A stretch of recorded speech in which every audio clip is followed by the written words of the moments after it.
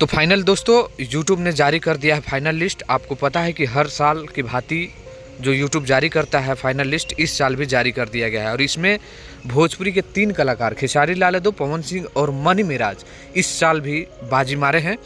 तो आइए उसमें मैं लिस्ट आप लोगों के सामने परोस भी दिया हूँ। आप लोग देख सकते हैं कि यहाँ पर 1 नंबर पे कुर्ची मार्द पेटी जो है वो साउथ का गाना था।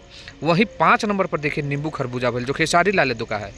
खेसारी लाल यादव आपको पता ही है, नाम नहीं एक ब्रांड है, और उन्हीं का एक गाना है नींबू खरबूजा भइल जो लगभग 400 मिलियन क्रॉस हो चुका है ये गाना।